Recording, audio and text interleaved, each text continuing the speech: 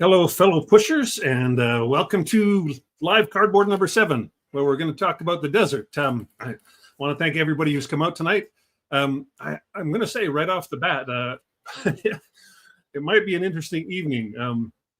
I have a emergency dental appointment first thing in the morning. Is a tooth has gone completely foobar in the back of my mouth. The tooth feels fine on the outside, but it's really not happy on the inside. So if I break down crying, it's not because I think the Matilda tank is inexpressively beautiful, but it's the tooth. Although, you know, the Matilda tank is inexpressively beautiful, obviously. Anyway, thanks everybody for coming, and a big shout out to the Pushing Cardboard supporters. Thank you as always. Please take a moment, everybody, to like the video, subscribe to the channel, all those YouTube things you do. I think I've turned on super this and super that. So if that's your thing, have a go. I don't know. I've never messed around with those things before. And if you'd like to become a supporter, there's a link to my Ko-Fi page in the video description. Anyway, on with the show. First off, I want to thank everybody who came out a couple weeks ago to the live tariff roundtable. I was very happy to see that things remained fairly civil and focused on the way forward for the most part. I think there was a lot of good information and from my guests, David Heath, Richard Handwith, and Roger Miller. That was I really thank them for coming, and I think it was all worthwhile. So anyway, thanks for playing nicely, I guess is what I'm mostly trying to say. Anyway, on with the show. We'll start with some news as always. First off, the GMT April newsletter is out. I had asked Gene Billingsley to be part of the roundtable a couple of weeks ago, and he declined because he was still working on his response to the tariffs. He didn't have his ducks in a row yet. He didn't want to come on and talk about half of the things that were on his mind. He wanted to present his ideas fully fleshed. So anyway, they've come out. He talks about ways that they're going to try and deal with it. I totally recommend checking out the whole thing in the newsletter. There's a link again in the description here to I put the whole thing up on my website as well if you want to have a look, because he put some numbers out there that lets you really see what they're up against.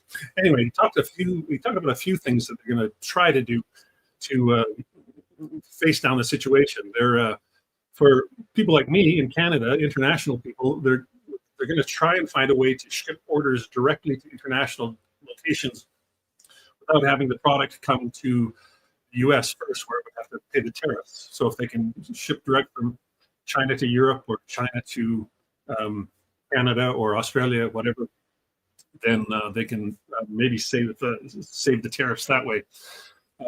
They're going to slow the pace of their production down while things sort themselves out. It's obviously a very fluid situation, so they're going to just put a lot of things on hold. But for the things that they are going forward with, they say they're going to scale back production. So they'll produce enough to cover the P500 amounts and a bit more, but they don't want to be carrying as much inventory in their warehouses as they normally would, because as Gene pointed out, cash flow is the number one problem that they're facing right now. And they did say that they're going to introduce a tariff surcharge where applicable. I don't know. He said that at the beginning it's going to be no more than $2.10, but he doesn't know where it's going to go. Hey, stupid joke, good to see you tonight. Thanks for coming by. So anyways, as I said, cash flow is their number one thing. So even though they just had a sale, they're having another sale. This is 25% off everything. So I can't remember what the code is, but look at my website and look on their newsletter.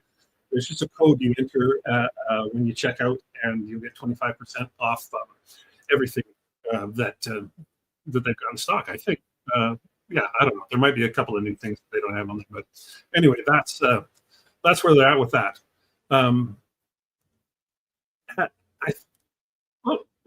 How did I get to slide 4? I'm on slide 2. There we go. Many of you might know the name Mike Nagel, he's the designer of Fighting Sales and other games. Older Upfront players might remember him from his newsletter, Relative Range, and he was a big supporter for all things up front.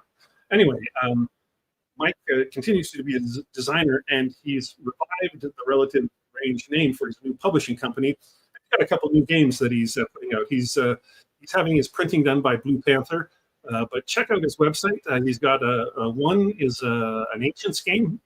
I think maybe 4 different Ancients battles, something like that.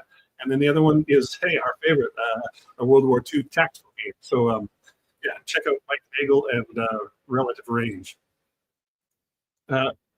MMP, in terms of the tariffs, they were totally unlucky. They were caught at exactly the wrong time.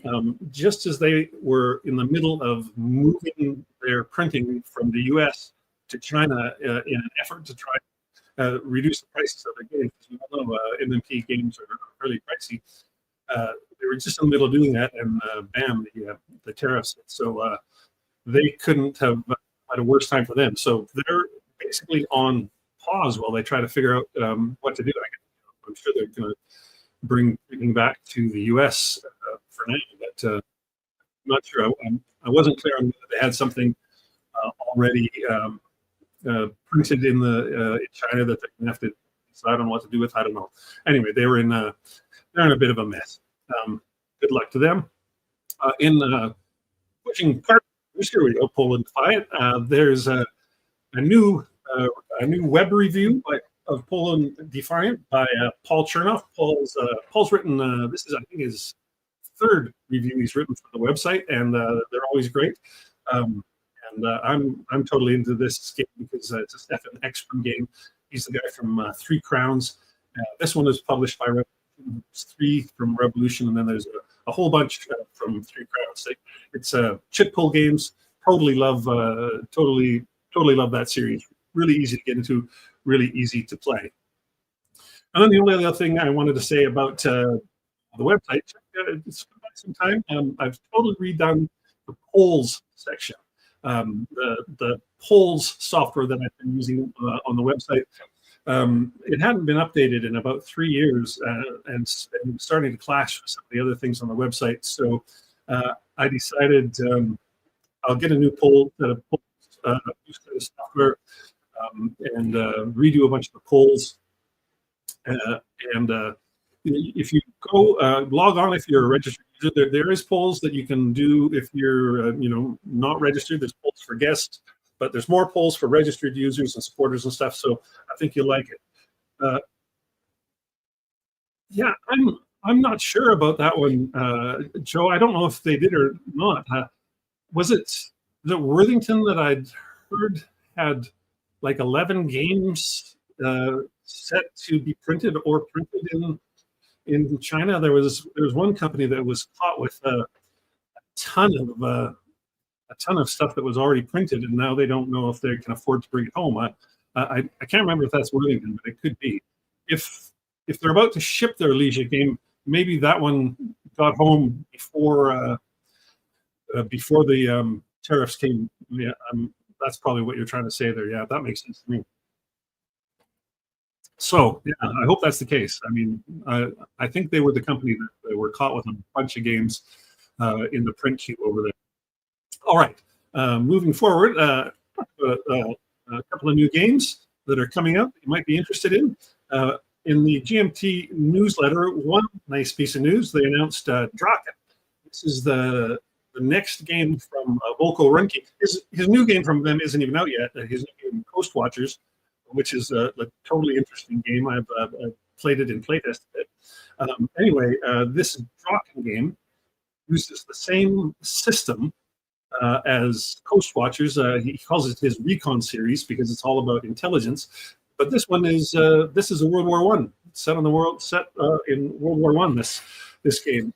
If you haven't seen much about the Recon series, they're basically block games where there's an interesting hidden movement mechanic. I don't know how it would work other than live, but what happens is there's different parts of the game where I get to see something I get to like search something on your side of the board. You have to turn your head away while I, you know, flip the block around, have a look, put it back down. And so you have no idea even what it is that I looked at. It's funny. This is a new mechanic that Volko came up with. It's funny that it's never been thought of before, but it's a really clever way of dealing with that problem of we always have this in naval games where even if we do that thing of like I'm searching in this quadrant, well then you know that I've got something capable of searching in that quadrant. This new mechanic of Volko's but totally gets rid of that problem. So anyway, you know, the Coast Watchers is going to introduce this new mechanic, and yeah, definitely honor system required. But you know, I think I don't play with anybody that I don't trust. You know, it's maybe once every 2 or 3 years I come up against a player that I think is a little nerky. Maybe not even that. Maybe once every 5 years. So I don't have any problem with the honor system. I look forward to Draken in any case. You know, Volko's always got good stuff up his sleeve. For you junior ASLers out there, the MMP has announced that they've got a new magazine just for ASL starter kit players. They've had the ASL Annual and ASL Journals for years and years and years, going back to the 90s. But this, finally, they're starting a magazine that's specifically for starter kit. Excuse me, I assume that'll also mean that we'll no longer see starter kit material in the ASL Journal, which is probably fine. Keep the two separate. That's kind of really two separate games in many ways. So anyway, I thought that was kind of cool. Good for them. There's a lot of people who like to play starter kit that don't want to go any farther. I mean, I'm a full-fledged ASLer, and that's just the way it's going to go. But yeah, I'm happy to see that. And then I wanted to mention one. This is a Kickstarter that ends just in 4 days. I backed this. I think this is a I don't know if it's a block game, but it's definitely a point-to-point map. It's supposed to be a lesser, less complicated game. Who knows? I mention it partly because it's kind of germane to what we're going to talk about tonight. But I don't know.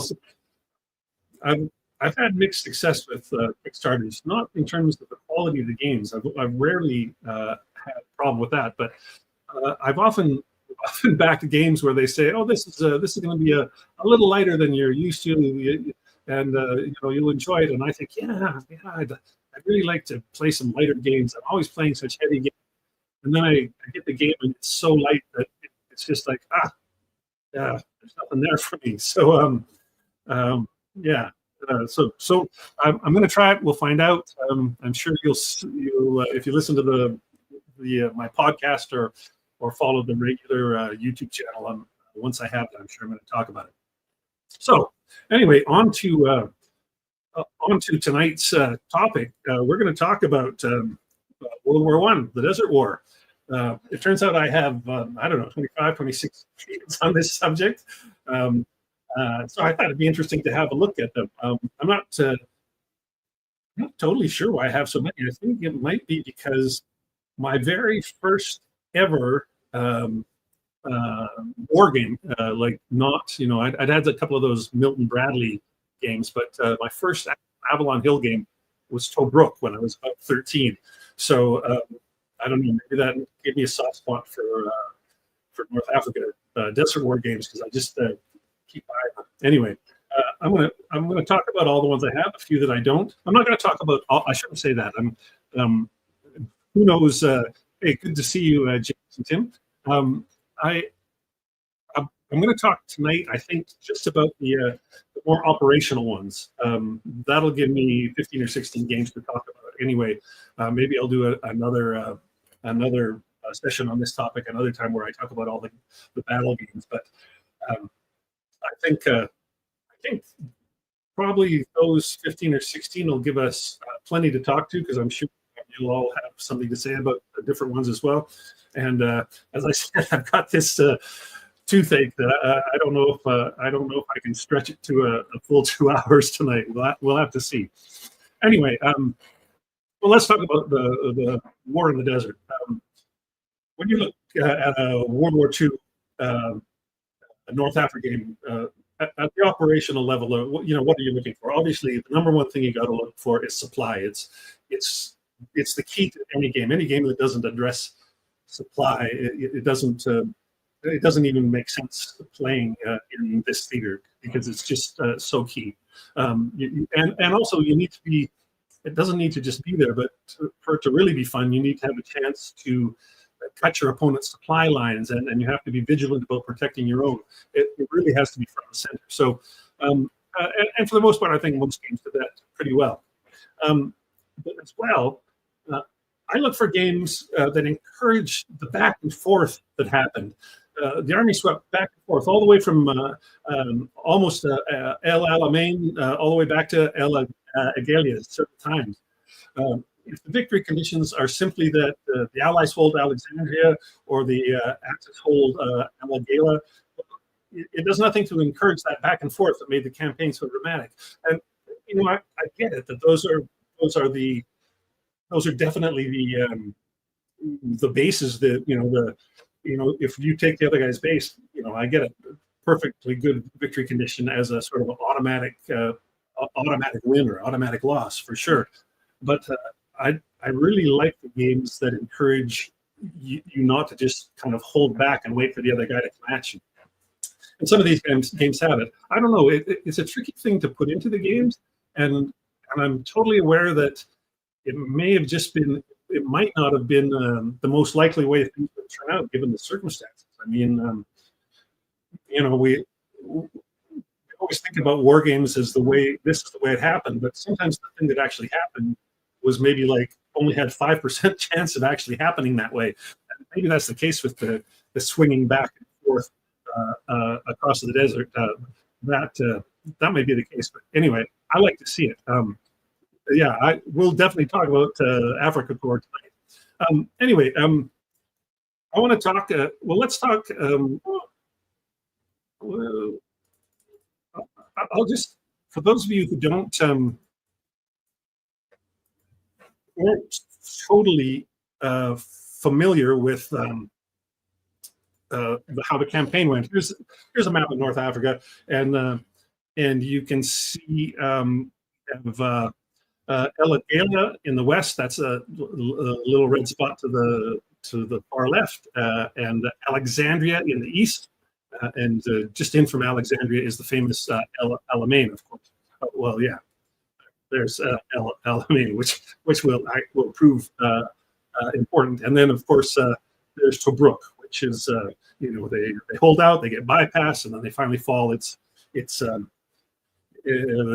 key port because that's the key. We have basically those are ports on either end, and then there's one other port, main port, Bardia, but and it plays a role, but it's not as important as Tobruk. Anyway, so basically the way the campaign breaks out, the Italians, of course, are in charge of Libya. The British are in Egypt, and the Italians start with a little push east from Bardia in Libya. They push a ways east, and the Allies respond with Operation Compass, and they push them all the way back to El Agheila. That's your first giant swing, right? And then Rommel arrives, and he pushes his way all the way back to Bardia and Sollum. The Allies launch Operation Brevity. It's repulsed. Operation Battle Axe, that's repulsed. And then finally, Operation Crusader, once again, pushes the Axis all the way back to the west. So we've had all the way one way, back half, all the way again. And then, of course, Rommel regroups, pushes his all the way to the middle here. This is where we have the famous Battle of Gazala, and this time he takes Tobruk, and then he pushes east again, all the way into Egypt with the goal of Alexandria. But he's stopped, of course, at the first battle of El Alamein, right here. So he's both armies are sort of facing themselves here at Alamein after he stopped at El Alamein. The British commander, Auchinleck, there he is, launches a few counterattacks, but they don't go anywhere. And it's not until this quite late date in the campaign that Monty arrives on the scene. Monty versus Rommel. That's our big. That's for a lot of people, that's their image of the Desert War. But they do face each other in the battle that's coming up, the second battle of El Alamein. But that's it. For the most part, it was not Monty versus Rommel. That's just sort of when things got good for the Allies. Maybe that's why we think about it that way, if we're allies. Anyway, they did face each other again, or in the second battle of El Alamein. Monty wins this battle, and the Germans are chased again all the way back to El Alamein. If you want to be cynical about it, Rommel sees the writing on the wall, and he exits the theater, hands off the command. He goes back to Germany, and he's gone. And about, I think it's maybe just 3 or 4 days later, Operation Torch starts farther west, and that's where the Americans land in Tunisia. So all of a sudden, the Axis are trapped between the two allies, the Americans to the west and the British and Commonwealth forces to the east, and they're basically done for in terms of their presence in North Africa. That's it. So I guess this is the main thing for me is, as you can see here, like we have the back and forth and back and forth and back. That's what's fascinating about this whole battle. I think is that's a lot of miles chasing each other back and forth across the desert so many times. I find that really interesting, really compelling, and something that I want to be able to recreate or experience when I'm playing a North Africa game. I want these big swings. I mean, in my heart of hearts, I want them to not only be possible, but I want them to be probable.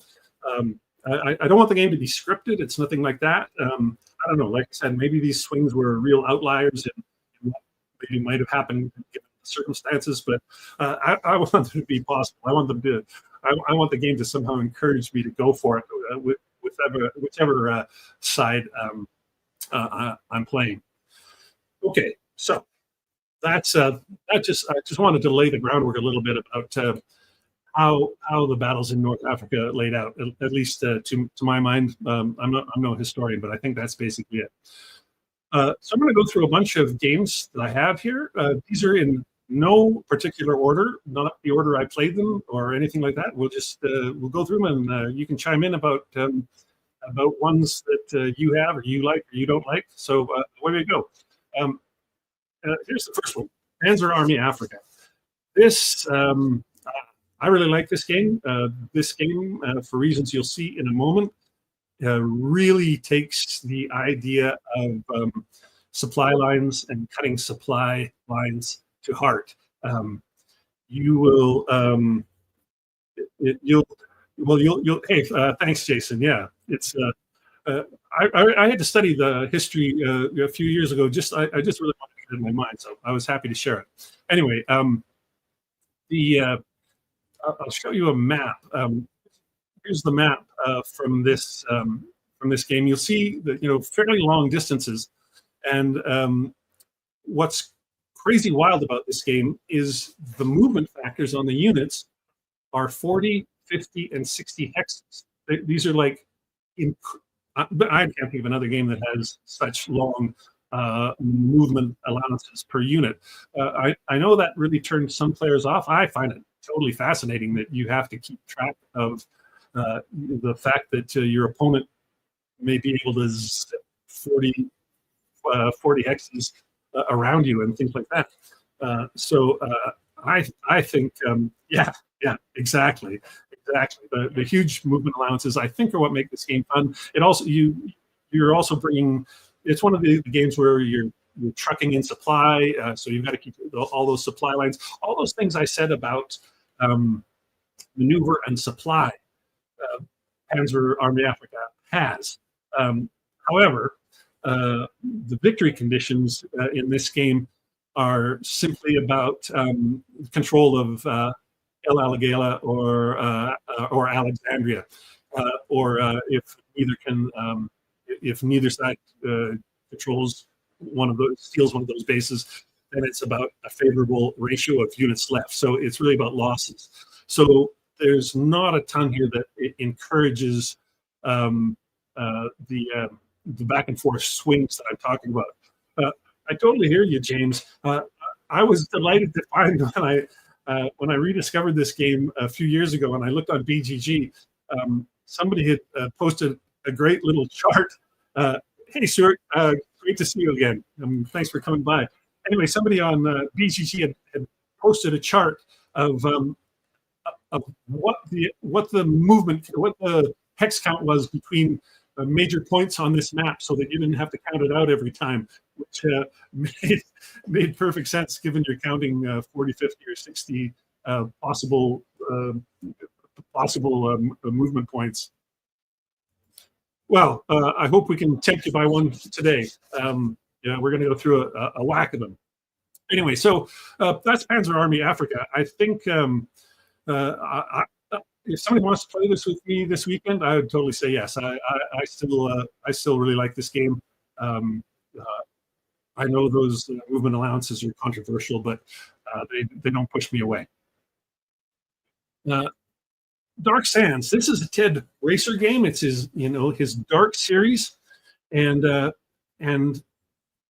we're going to see a few games that do interesting things with the maps tonight.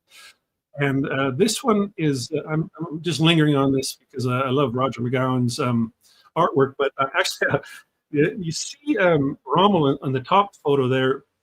It's like there's part of his body and his arm pointing towards us, and then there's just like something cut out. It's because Roger took this from another piece of art he did, but that little chunk was something else. So he didn't redraw the rest of Rommel's body. He just fixed it as it was. Anyway, I love Roger's artwork. What I want to talk about with this game, though, is here's the map, and you'll see. I know it's probably it's not.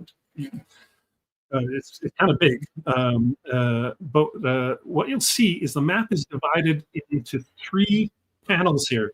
And what's wild about this game is Ted has a separate scale for the 2 outside maps and a tighter scale for the inside map. So the inside is like, if the outside is like, I don't know, 10 miles to the hex, the inside is 5 miles to the hex. Your movement allowances are twice as big in the center. It's most of the action is going to occur in that center section. That's where Brook, Bardia, Solemn, places like that are. Gazala. So I guess he just wanted to. Make it that more drill down into that part. I don't know. I don't think I've ever seen another game where they have different movement scales where you don't change units. It's the same units totally. So it doesn't. It was a bold thing to do. The great thing about I'll say a couple great things about this. One thing I really like about it is, as you can see on that map, it uses a ton of the space to put charts, tables, like there's just a ton of info besides the map itself. I really appreciate all that stuff being on the map rather than having everything on side charts or play aids. Totally lovely. Good job. This game, it's got the standard victory conditions for auto win if the Axis takes Alexandria or the Allies take Alagala. But it also has per turn victory points. The Allies get victory points each turn for holding Benghazi, way over in the west. That's almost all the way over to, it's just kind of above El Agheila. And the Axis get victory points for holding Tobruk and either El Alamein or Mersa Matruh, which is El Alamein. So this is great because if neither side manages to take one of those far bases, it comes down to victory points. So you really want to be pushing you want to be pushing the other way all the time in order to rack up those victory points to win in the end. It's kind of a perfect way of achieving the thing of encouraging these giant swings. If you think you just want to hole up and protect Alexandria, you're going to lose. Same thing for the Axis the other way. So totally great. I've only played this game once, but I really liked it, and I thought that the switching scales was going to be really weird, and it wasn't. It was there was nothing to it at all. It was great. And if you haven't played, I should also mention it's a yeah, I totally agree. Stacking Limit. It's a chit pull game. And if I remember correctly, it's been about 3 or 4 years since I played it. It's one of those chit pull games where, say, if you have 7 different units on the board, you might have, say, 11 chits. Like there might be 2 chits for this unit and 2 chits for that unit. So you don't. Some units you might get to activate twice. Other units might not get activated at all. It's one of those kind of chit pull games. Totally love it. Anyway, yeah, Dark Sands. That one I can totally recommend. Shifting Sands. It's by Mike Ranella, and I think it might be the only CDG on the list. It's also, it might be, well, it's definitely the most complete game on the list. I'll say for sure. This game, in addition to going from El Agheila to Alexandria, it also has a little submap for East Africa, which was its own little theater. And then the Near East. So we have Iraq or Persia or that part of the world. So the opening of the opening months of the game, you've got to totally take care of those 2 theaters, especially the East Africa one. And then the game does the whole thing that we're talking about in all these other games, and then it also continues on. This is one of the few games that continues on and adds in Operation Torch. So we get the Americans landing in Tunisia, and we get that thing where the Americans and the Commonwealth sandwich the Axis in the middle. So it's a cool game. It's in terms of CDG. If you're thinking about the many different kinds of CDGs or the main kind of CDGs, this is a CDG in the Paths Glory style, where the cards, there's operations points or replacement points. The cards are multi-use, and you have to decide what you're going to use them for. It's not simply event versus points. There's more going on with each card than that. The game, the VPs are sort of similar to what we talked about with the Dark Sands. It's got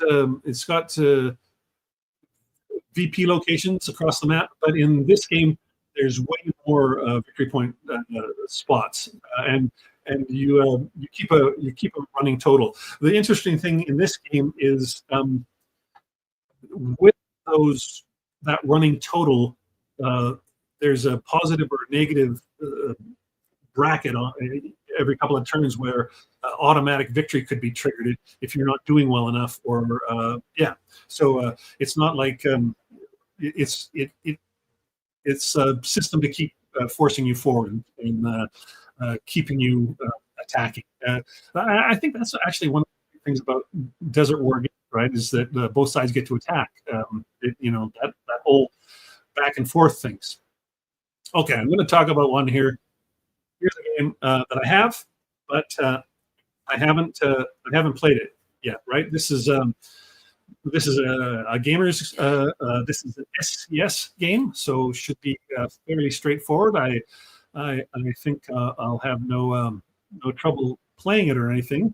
But yeah, SCS. If I mistakenly said that. But look at that map. I mean, that is. I'm not. I. I don't think. I'm not. I meant to write down how long that is across. It's really damn long. It's not as long as DAC or something like that, but that's a long map. Uh, the funny thing about this game, and if you enjoy a sense of humor in rules writing, of course most of these games have a variety of scenarios you can play. In this game, but I'm talking mostly about the campaign games, right? And in this game, the victory conditions for the campaign game, he just says, "Look at the map, and you can tell who won." That's it. That's all he says. So, obviously that will totally work if one side makes it all the way to the other or is almost to the other side. Yeah, they won. But that definitely does nothing to encourage those back and forth swings that we were talking about. If you wanted to, if you were one side or the other, and you just wanted to, just barely push into Libya or just barely push into Egypt and try and make a stand, there's nothing in this game that doesn't encourage you to do that. That said, STS pretty easy to get into, so I think I will play this one. But man, those victory conditions made me laugh. Here's another older one. This is from Mark Simonich. This is before. I don't think he was working with GMT yet. This was published by Terran Games. It had one other publisher. I can't remember. Anyway, this was his first stab at doing the North Africa, as it says, 1940 to 42. It's got a ton of scenarios and a big campaign game. I like this game. It's the only thing I didn't like about it. I'm going to show you here. Check out those counters. So we got half-inch counters with black writing on deep red background. They're just impossible to read when they're out on the table. They're an eyesore for sure. But this is a game that has, as I said, several scenarios. It's got Operation Brevity, Operation Compass, Operation Scorpion. I think all these things, and then but you can put them all together and make, or just start with the very first one and then play all the way through the end, because at the back of the rule book there's a complete reinforcement schedule that takes you all the way through the game. But I met Mark Simonich at GMT a few years ago, and I was telling him that I really liked this game. That it was just before his new his Afrika 41 game was about to come out. It hadn't come out yet, and I was saying, well, I was interested in seeing what it was going to be like compared to The Legend Begins, because I'd liked it so much. And he said thank you, whatever. But he just sort of laughed. He said he doesn't remember. He's pretty sure that no one ever actually play tested the whole campaign. They play tested all the scenarios individually, but nobody ever did the daunting thing of doing the whole thing, which sort of made me laugh, because it would take a fair amount of time at this scale for sure. The only besides the black on red, the only other thing that drove me a little crazy about this game is it does that thing that some games do, where if you're having factors, say you've got a stack and you're attacking and you have to have the attack factors. It does that thing where you have each counter separately and then add up all those halved values and then round up or down. It's just so much easier to add the whole stack and then have it. I know it's not, it comes out to two different numbers, but who wants to do it the hard way? I mean, you know, I have no trouble with math, but I just find it a pain in the ass. That's all. Anyway, if you see, this game is often relatively cheap on the secondary market. I recommend having a look. It's a good game. All right, here's a lot of people's first Afrika core game. I did not own this as I said, I started my my wargaming with Tobruk. So that was, you know, basically this came out a decade before Tobruk, or almost anyway. But I have since bought it and played it, and this is one of those games that most old school groundyard will have played, and the grogs will always say that it you know, you play and you play and you play, and it comes down to a 2-to-1 attack on Tobruk at the end. I don't know that. Yeah, yeah. I think a lot of people did, because back then there weren't so many games around. We weren't jumping around from game to game to game. We would play the counters till they were rough on whatever the game was for that 3 months or 6 months that we were obsessed with. Anyway, I don't know if this game always comes down to this 2-to-1 attack on Tobruk. It does. Whatever. The VCs on this is basically for the Axis to wipe out the Allies. For the Allies, it's to hold both ends of the board. So there's no that thing I talked about swinging back and forth and back and forth. Afrika Core does nothing to encourage that, but you know, it was the first game on the topic ever to be ever to come back. Hey, no problem, Derek. Thanks for dropping by. Anyway, this is another game, because this was in the original first flush of wargaming. There's a million of these out there. You can pick one of these up for $15 or $20 easily.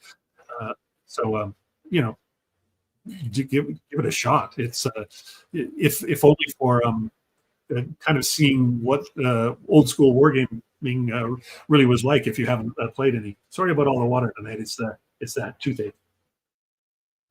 All right, here's another one I own, but I haven't played, and that's because I bought this because I'd always heard great things about the original Desert Fox, which came out in S&T magazine, and then there was a couple other games that were like tag-ons to it, and then you know, at some point, Decision took them all, took the 3 games, made them into one, made this Desert Fox Deluxe, and so I bought it, thinking, okay, I've got the whole thing. This will be great, and I did a quick unboxing video of it because I bought it. Yes, exactly. I bought it and did this unboxing video, and immediately Stigler came onto my YouTube channel and said, and just like gave me about 4 paragraphs about what a shitty game this was, how terrible the rules are, and how you need to house rule so much of it just to try and figure out what's going on. I'm guessing they aren't as I'm guessing they aren't as bad as Stigler says. But the funny thing is it's I don't know. It's not a conscious thing, but I haven't got it out and tried playing it yet. So you know, I don't know. I have to play it. I have to play it, even if I just try to play the Desert Fox, the original part of it, because you know, the original designer's Richard Berg, and love him or hate him, he had some interesting ideas always. So I'll definitely play this game. In terms of the victory conditions for this one, it's basically the Axis win if they still control one of the ports at the game end. I don't know, but I hope that there's more to the victory conditions than that. But that's having a look at the rule book. That's what I saw. So that would mean like Alexandria, Tobruk, Bardia, Benghazi, El Agela, I guess. And that seems that doesn't seem to encourage the kind of play I want in any case. But who knows? Yeah, well, no accounting for taste. That's absolutely true. So that I'm not going to talk too much about that because I haven't played it, and what are you going to do? This one I have played. This is by this came out. Well, this is a magazine, but the Desert Victory by Trevor Bender. He also had he previously had a Kursk game that he used his Kursk system for this game, but I think he's used this in the upcoming issue of C3I, which of course is delayed because of Roger McGowan's sad passing and the loss of their house and studio, and now the tariffs. I mean, the poor McGowan family is just in a terrible way. Anyway, this is that same system. It's an interesting system where you pick these postures, and the posture you choose each turn they balance how much you can move versus how much you can attack, basically. I don't have a slide for the map of this, but what's a bit interesting about this is the scale is I don't know, tighter, should I say? So so instead of 10 hexes, 10 miles to the hex, maybe like 50 miles to the hex or something. Instead of brigades, it's more like corps and divisions, just a few brigades.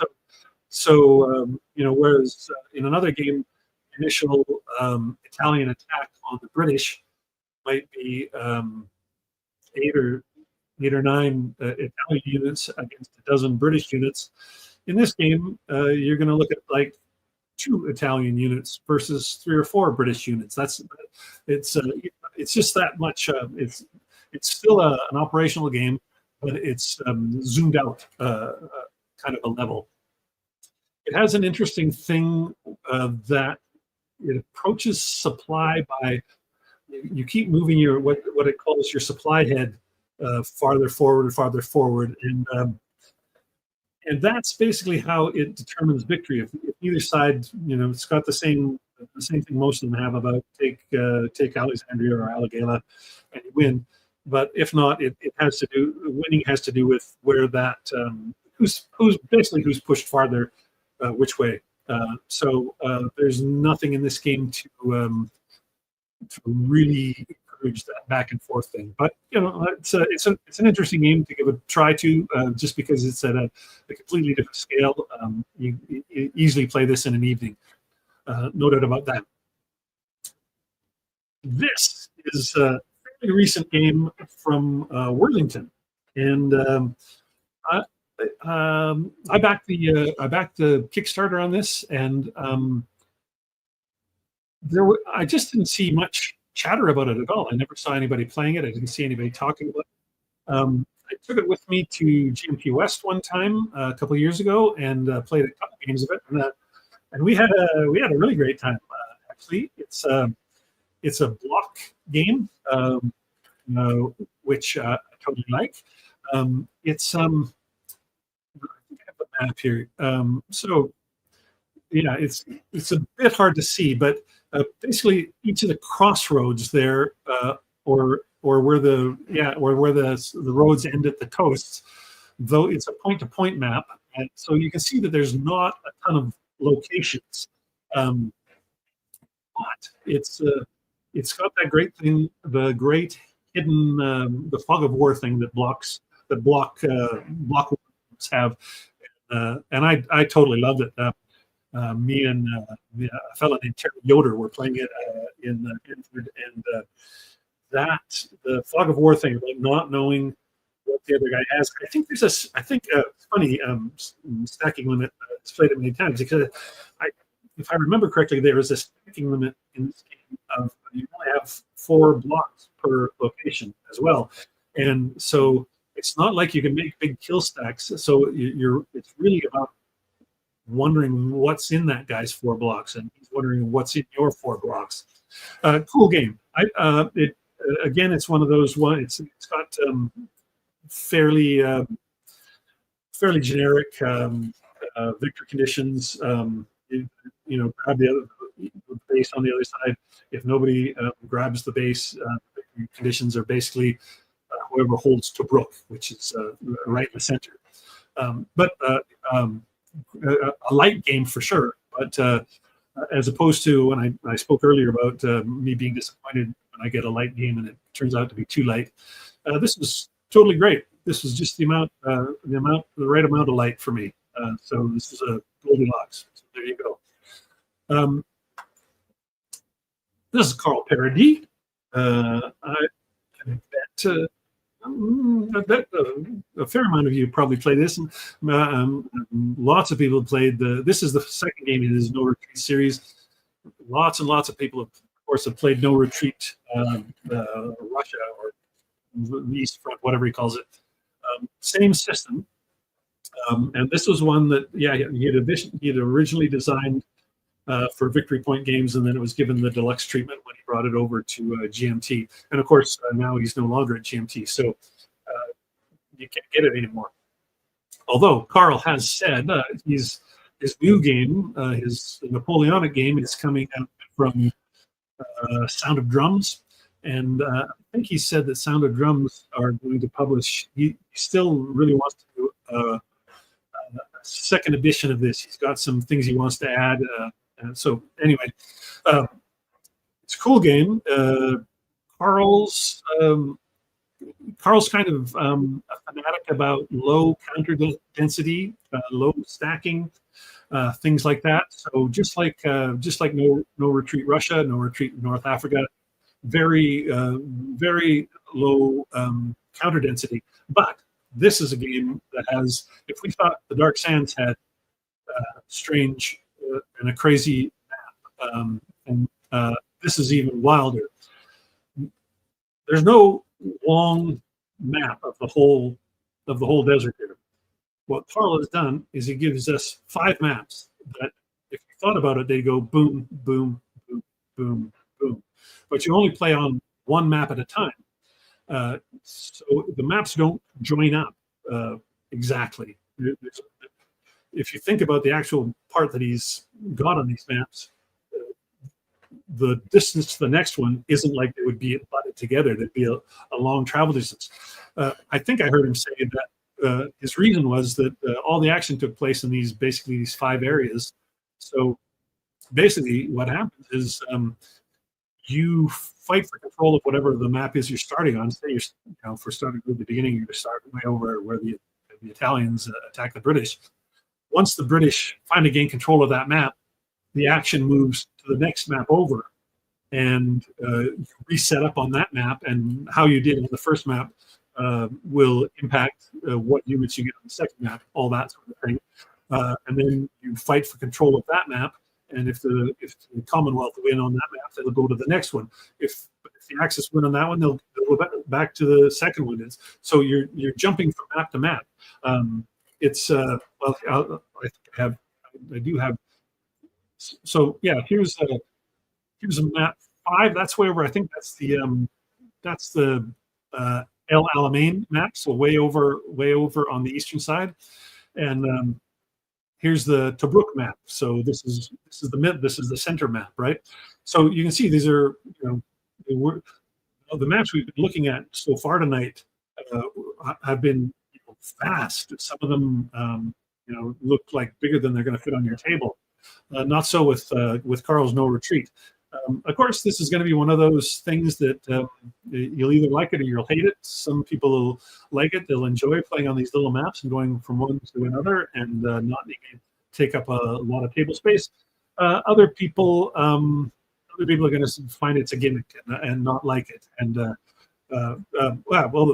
that's really interesting that you played Italy first and then North Africa.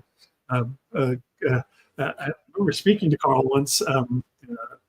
I interviewed him for the podcast, and I was talking about how much I liked the Russia game and the North Africa game, and that I had Italy and I had, and he was like, "Oh no, play all the other ones first. Italy's actually the hardest," he said. So I took his advice, and I played the Poland and the France one, and I still actually haven't got to the Italy one. So that's yet to come. Anyway, the the victory conditions for Carl's game here, they got the same end conditions as all of them do, but there are sudden death victory conditions that do encourage you to push the other way. So he does encourage that back and forth a little bit. So good for him. All right, this is an older game. This is another Richard Berg game. I did not buy this when it came out. This is one of those ones I bought it used recently. Got it for a good price, and so it's on a topic I love. So it was like $10 or something like that. So I picked it up, but I don't know if you've played it, chime in. I haven't. It's got fairly generic victory conditions, but I did see there was a few optional rules. There was some rules that, for example, to change the opening. The opening of this campaign, if you play the whole thing, the Italians are going to push into Egypt. They're going to get whacked and pushed back really hard. And so knowing that, a lot of players will not even really push Italians in. They'll just kind of back up and try and wait for the Germans to arrive. Yeah, I haven't had a good look at the map. That's a shame. Anyway, what Richard Berg did, he's done that thing of the what if thing of saying, what if the Germans had got there a little earlier and give you a chance to actually start the game more on an equal footing, or start the campaign on an equal footing. I don't know. We'll see. I'm sure I'll get to it at some point. I'm not happy to see that the minor roads are almost invisible. That's not good, but I'll probably give it a try. This next one is maybe at the moment my all-time favorite War in the Desert game.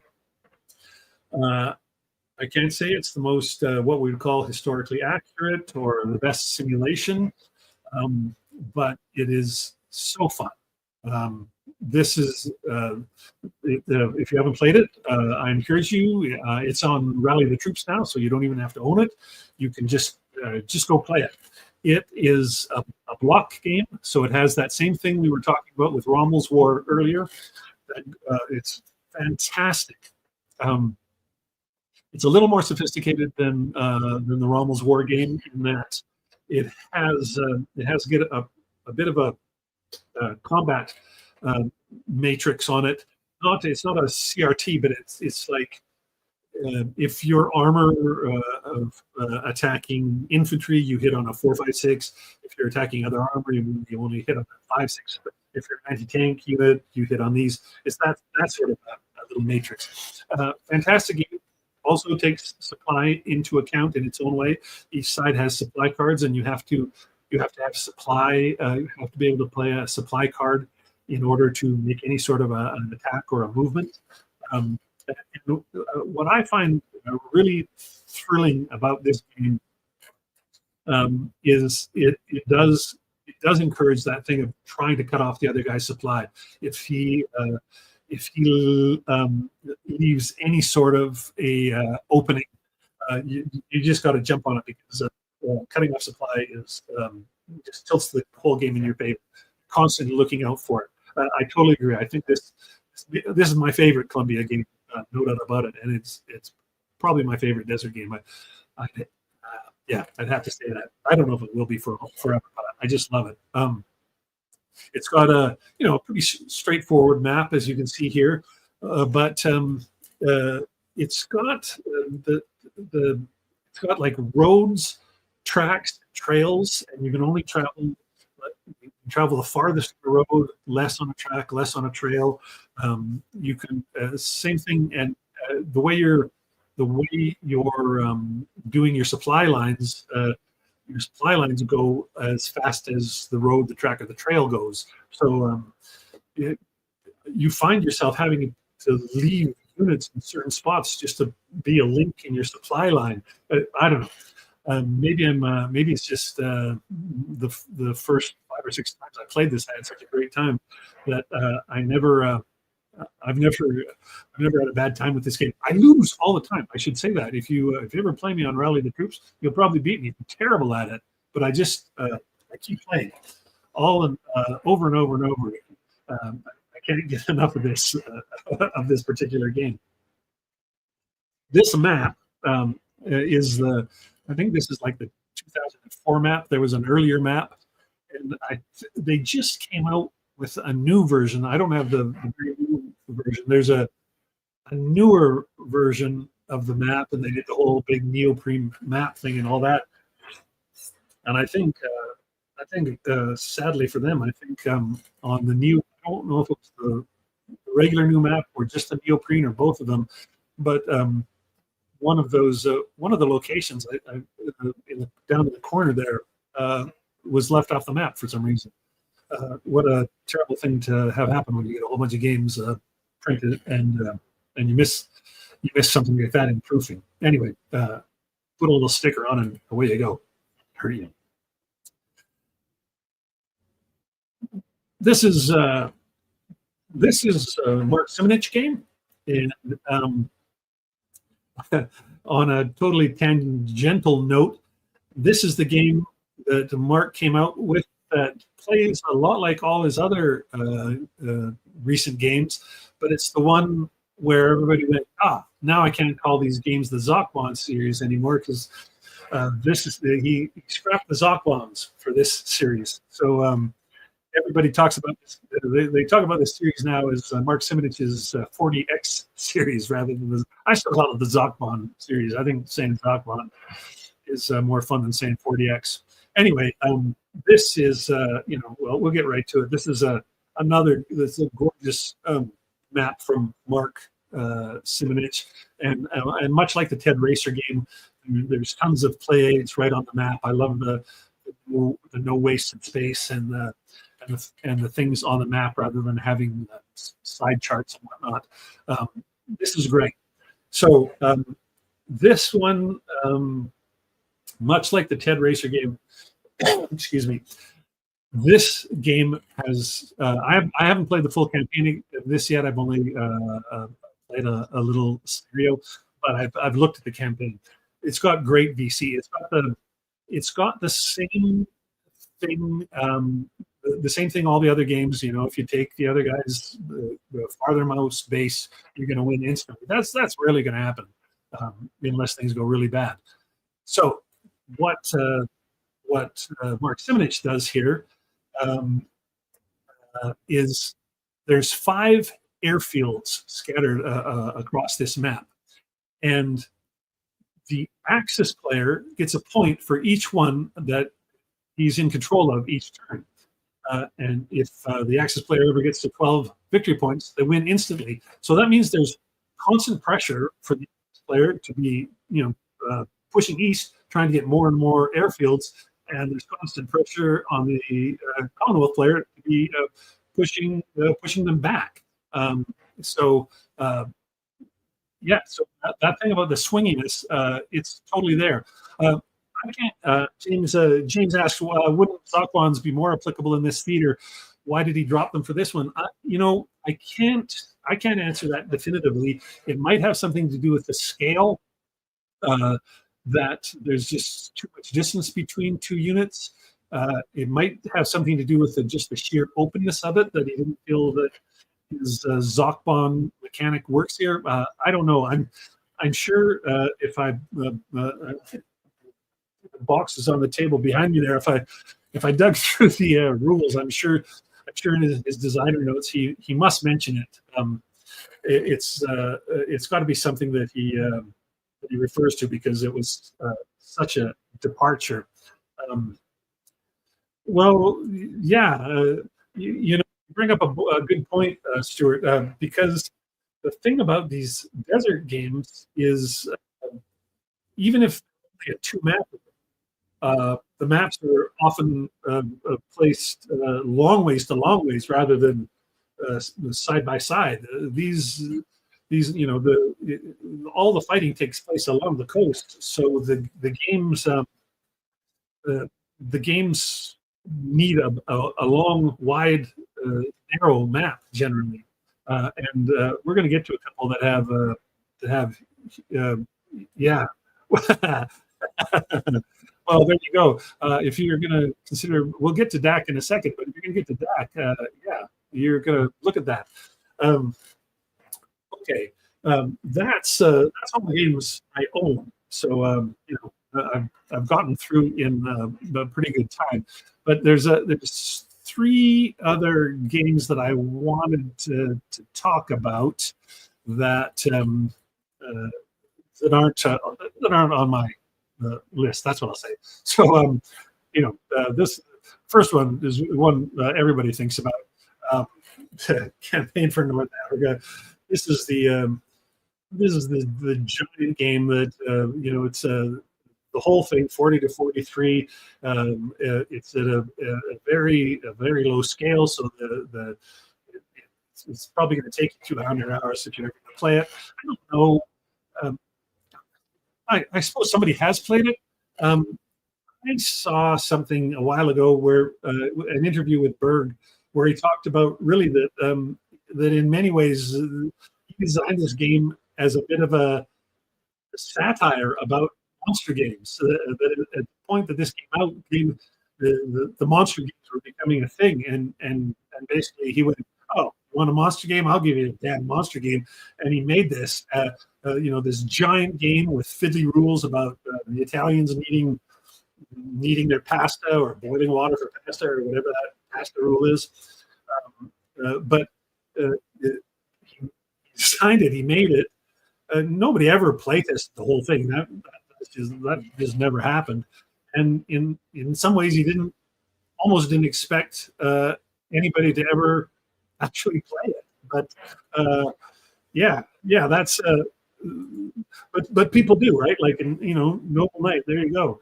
$1,800 punched. Our buddy Ardwolf bought one himself just a few months ago. Nobody really plays it, but it commands top dollar. Probably helped out by that, as everybody knows, it was on that TV show, Big Bang Theory.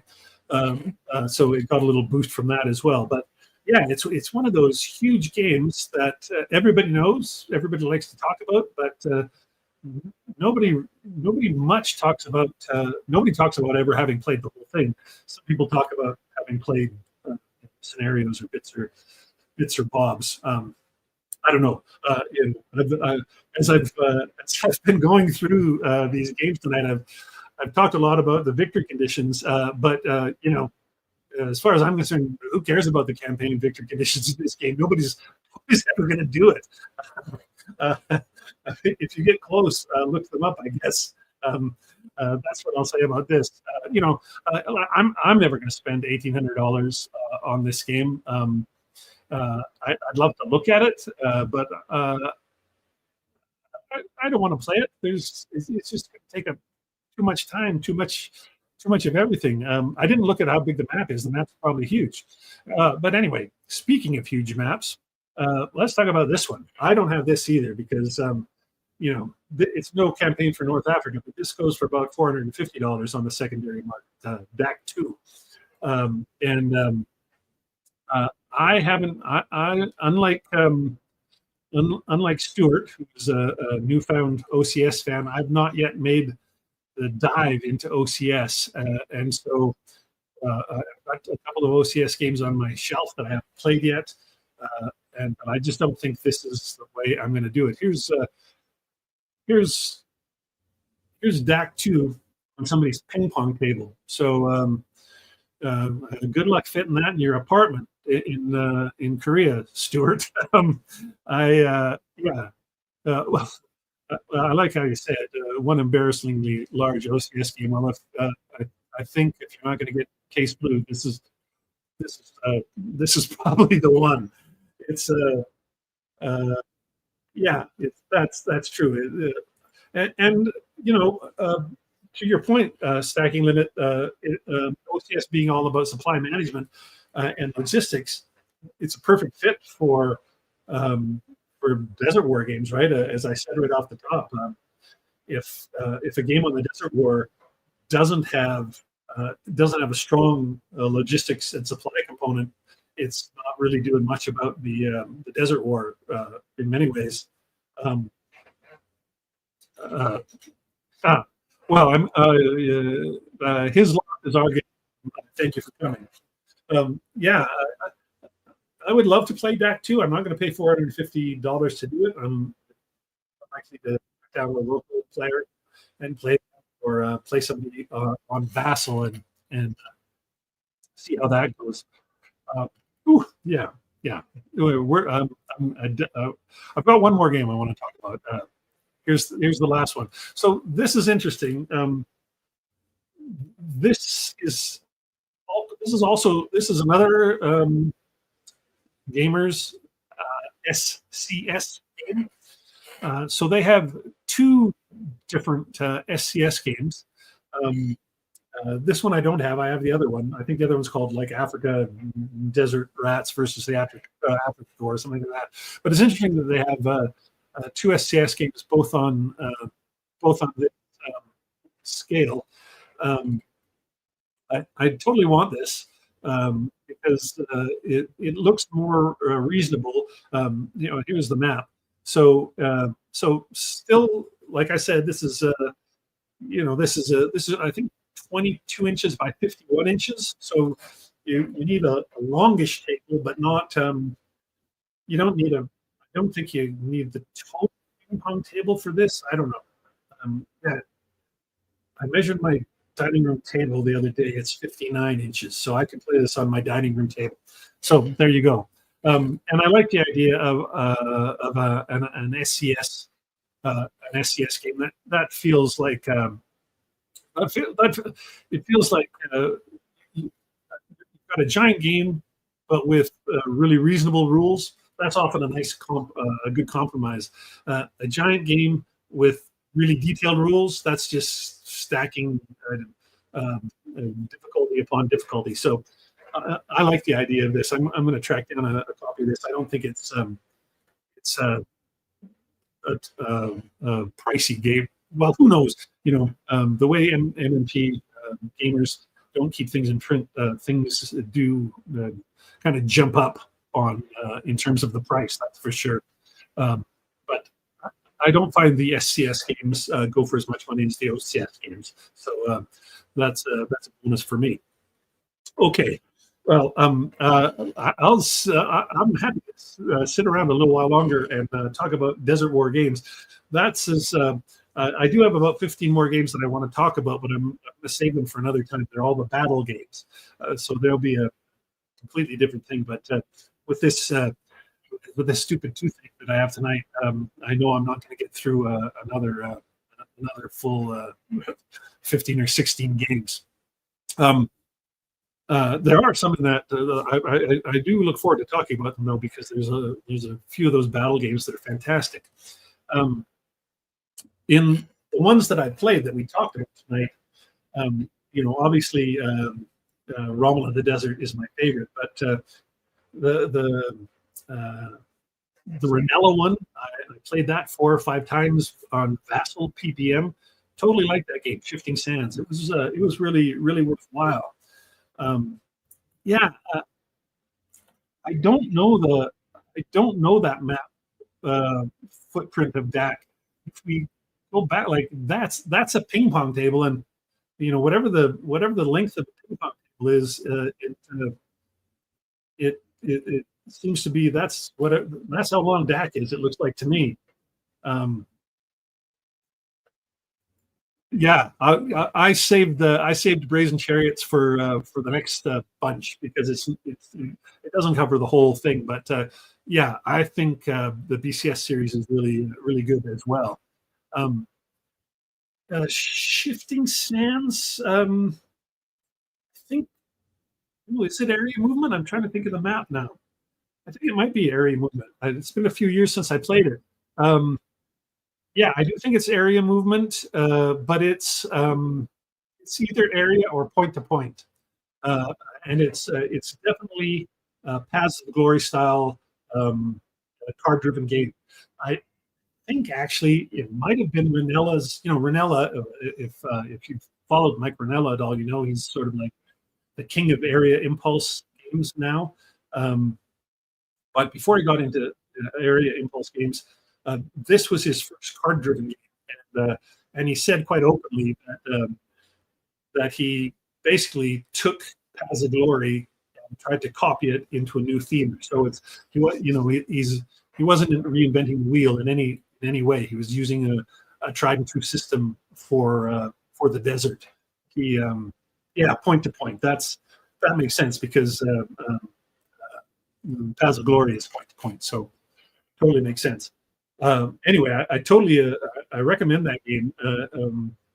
It's card-driven games are great, and that addition of having the East Africa and the Near East, those little theaters popped on there, totally made it worthwhile. And then the racer game, both the racer game and the Simonich game, they both, for my money, have the best victory conditions that really force you into that constantly attacking. Whenever you can attack, you must attack, and to swing the thing back and forth and back and forth. Both those games have the best victory conditions for that. I don't know if Ted's came out first, and in a way, Simonich is similar. Simonich uses airfields rather than the towns or ports or supply depots the way Ted Racer does, but it's basically the same thing, where you're counting victory points as you go along, so that there's pressure all through the game to keep moving forward or keep pushing the other guy backwards. I don't think there's many games on this list that I wouldn't play again. I think most of them, I played most of them at least once, and of those that I have played, I've yet to get rid of a North Africa game. Maybe that's just my bias showing, but I haven't got rid of any, and there's none of these that are on my to be sold pile. So I don't know. What's everybody else's favorite in terms of these full campaign games? I sort of expect that a lot of people really like the Simonich one, because that series is so popular, and that was definitely like a good game in the series. It was well received when it came out. As I said earlier, I haven't played the whole thing. I've only played the first half of a scenario, so I don't.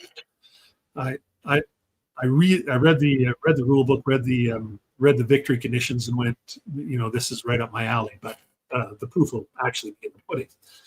Well, that's all I have to talk about tonight. But I thank everybody who came by to talk a little. That's good to know. And you're stacking them. You're talking about the second one, not the desert rats versus the African or whatever. You're talking about the second one, which was actually the earlier one in their series. I think it was like a really early SCS game, and this other one is a much later one. Yeah, well, that's good. I'm gonna have to track that one down. Yeah, there we go. All right, well, thank you all for showing up. As I said earlier, subscribe, like the video, all that kind of stuff. There's links about lots of stuff, all the news items that I talked about earlier. There's links to all of that in the video description. You can find that stuff there, as well as links to my good friends Noble Knight and Cube for Me, and my Ko-Fi page if you're into that sort of thing. Thanks again. Have a good night. I have no idea what the topic will be in 2 weeks, but I hope to see you back again then. Have a great night.